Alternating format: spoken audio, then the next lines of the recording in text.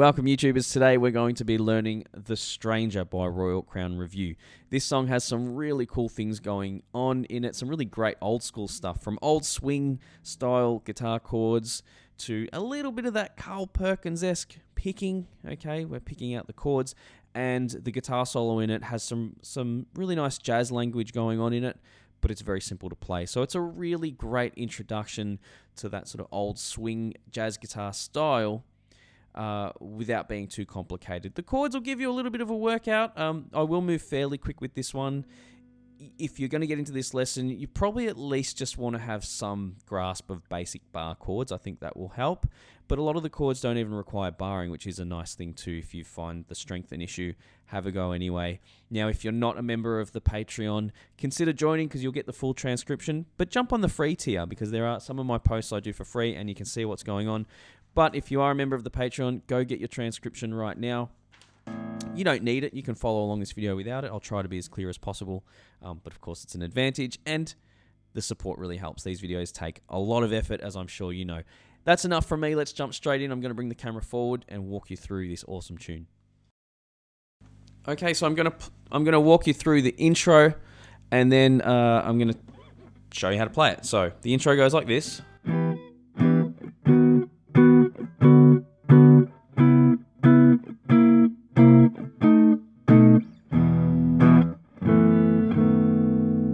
Sorry, you probably lost my hand there, but it's all right. I'm going to show you through. So, first chord is an E minor 7. Okay, like this. 7, 9, bar to get the 7 there. And second finger on the 8 there. So, we strum that twice. And then we get this chord, which is a B slash D sharp. Okay, or B slash D sharp. We won't get into the theory too much. I'm just going to show you how to play it. So, 11th fret on the 6th string, block the 5th string, first finger on the 9th fret of the 4th string, pinky on the 11th fret. Did I say 11th fret here? Yep, so 11, blocked. Okay, my third finger's doing that. 9 and 11. We do that twice, so we've got such a great sound. Now, all you have to do to play this chord, which is actually a D major 6, we just put the second finger on the 10th fret, okay, and I'll see if I can get that light off your face. Yeah, put your second finger on the 10th fret, and 10, blocked, 9, 11. So there's just that little switch there. Okay, the next chord is the C sharp minor.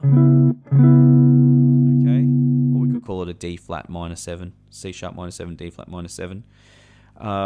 So it's 9, blocked, so 9 on the 6, block, 9, 9. Okay, and then our next chord is a C7. So if I'm here, I tend to just do that. I just pull the second and third finger back to the 8th fret and leave my pinky there. We're blocking the 5th string. All right, but you can, if you're more comfortable, switch to this version with your fingers, first, second, and third finger. Okay, and then we drop it back for a B7. And we play a good old E minor chord back here. Okay, you can strum right through that if you like, it's up to you. Then we get an F sharp minor 7. Okay, 2, blocked, 2, 2. Lift up your third finger and play the first fret on the 4th string. Okay.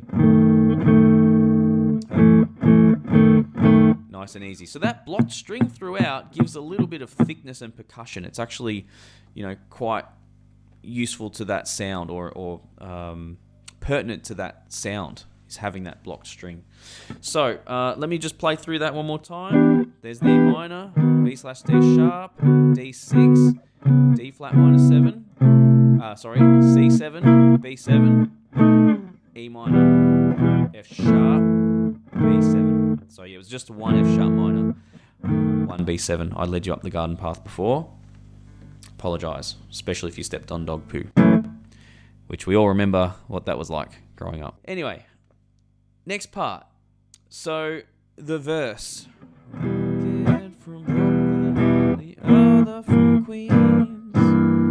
Alright, so it's just an E minor.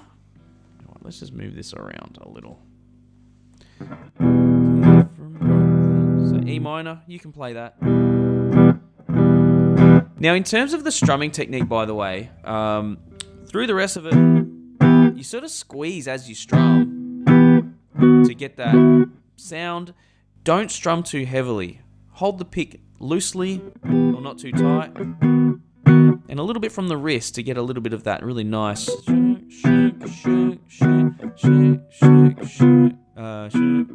Okay, it's nice and relaxed.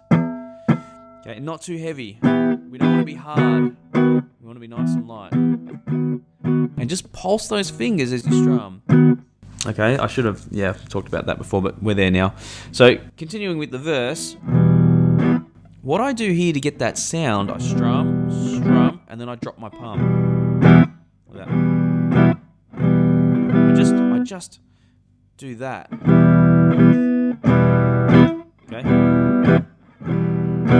Okay, you can also use the left hand, and you don't need the right hand. You can actually just relax your fingers and sort of block the strings. Either takes a bit of practice. Don't expect to just be able to do it instantly, okay? Totally okay if you have to go away and practice that.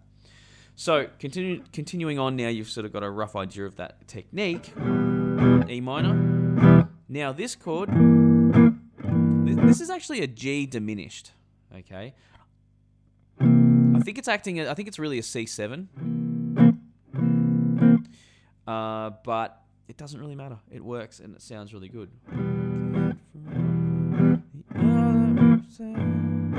Okay. So that then takes us... So that is 3, block the 5th string, 2 on the 4th string, and 3 on the 3rd string. Let's just call it a G diminished for now. So from here... So 1 bar of the E minor. Again, this is bar 6 now on the transcription. 1, 2, 3. Now we go to an A minor 7, so 5, block 5, 5. Do 2 of those, and then a D 9, and that goes 5, block 4, 5, 5. Okay, and then we go to a G major 7. I'll play through this in a moment. And that's 3, 4, 4, and then B7, 7, 7, 8. So that whole passage, E minor, C7 slash G, or G diminished, A minor 7, 1, 2, D9, with A in the bass, G major 7, B7. Okay, so yeah, that D9, we can play a D9 like that, but we get rid of the D here and we play an A in the bass. It's a really old school sound and a really good sound. I really like that sound. So I should probably move the mic a little closer to my mouth. Now, the end tag of the verse, after we finish the B7, is we get the E minor 7 again. We're literally doing the intro, exactly the same. First time around, we do the same little turnaround as before. So that little descending bit at the end of the verse is exactly the same as the intro. So if you're up to this point, you've already learnt it. Okay. So I'll play through the whole verse with the tag, and then we'll look at the solo. Okay.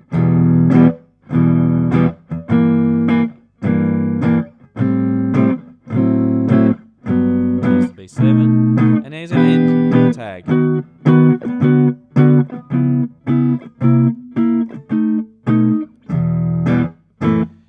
Now, for the second verse, that all repeats, except the very last bar. So we come off the descending bit.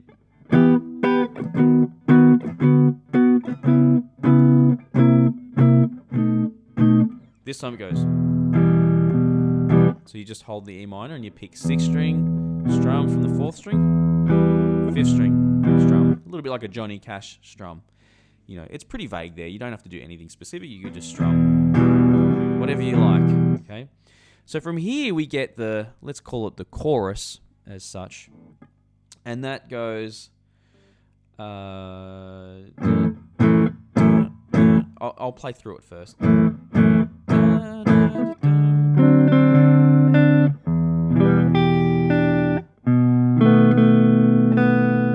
then we get the descending line again. but we just hold the C7, hold the B7, and then we get...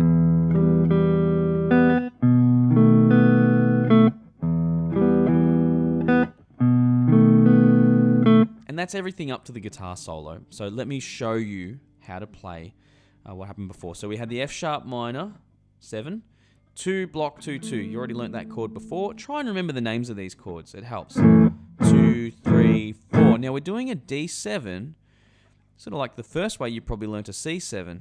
Okay, just like that, but up at the 5th fret. 5, 4, 5, 3. And we strum, we pick, so what we do here, so pick the 5th string, strum from the 4th, 3rd, and 2nd, or through the 4th, 3rd, and 2nd, up on the 3rd, and then down on the 5th string, and then down on the 2nd string. So it's all right hand here, and it goes. Okay, you probably don't have to hit that 5th string in there. That would work fine. I have a habit of thinking like Chet Atkins style or Luther Perkins style and often hitting an extra note to anchor the bar, but you don't have to do that. You could literally hit the 3rd, then hit the 2nds. Strum 3rd, 2nd, or if you want that little bit of extra meat in there. Next bar, an E minor 7, E minor to begin with. And then, so you're picking the 6th string, strumming down from the 5th string to the 2nd, up on the 3rd fret of the 1st string, and then down on the 3rd fret of the 2nd string. I bar my pinky right across when I do that. And then we do a very similar thing with the B7. So 2, 1, 2, 0, okay. Play the 5th string, strum the 4th, 3rd, and 2nd, up on the 3rd string, and then down on the 2nd string. So you could do the same thing I said before if you want to fatten it out. And then we've got that descending riff that you already know.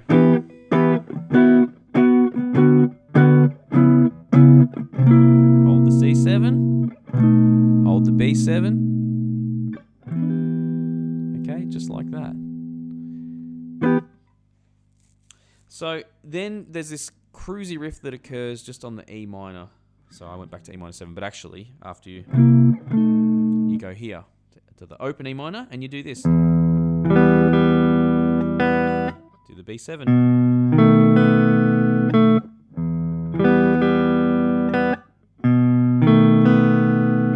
Can you see what I'm doing? I'm picking the 6th string and I'm strumming 4th, 3rd, and 2nd. And then I'm picking up on the 3rd, then down on the 2nd string. And then for the B7, it's very similar. Pick down on the A string, down on the 4th and 3rd, up on the 2nd string, then down on the 3rd string. And that repeats.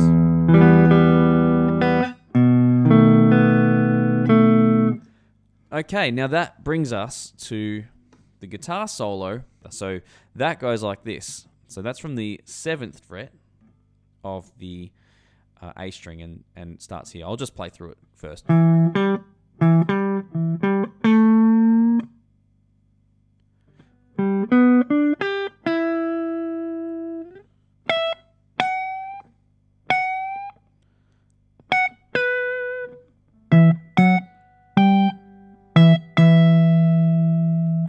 So we're using E minor pentatonic here from the, what would be the 3rd position of the minor pentatonic. Right there. And so that's 7, 5, 7, 5, 7, 5, 7 on the 4th string. And give it a little bend like that. Then cut it off. I use my pick to cut it off. Then from here, this lick is actually a G major arpeggio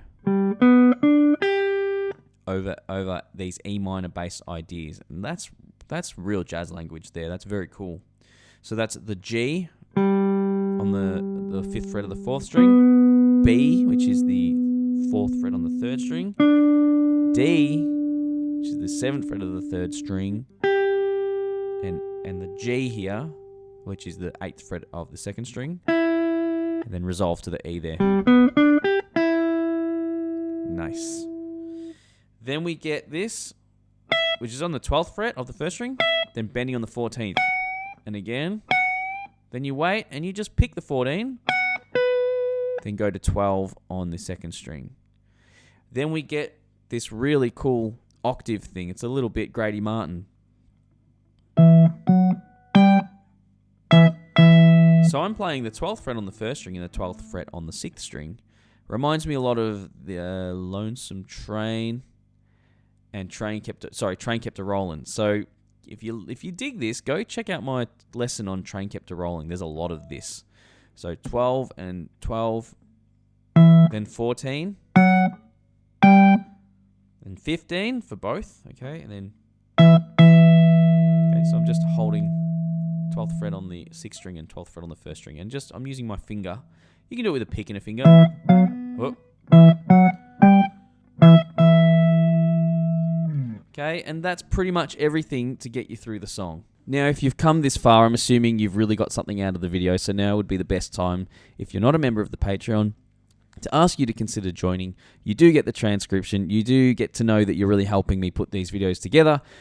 If not, if Patreon's not your thing and you like these chords, check out my beginner jazz course, okay? It's really touches on the fundamental voicings that everything in this video is built on. And as I go through and do a new course, it'll get further and further into these variations that you'll see that made this song.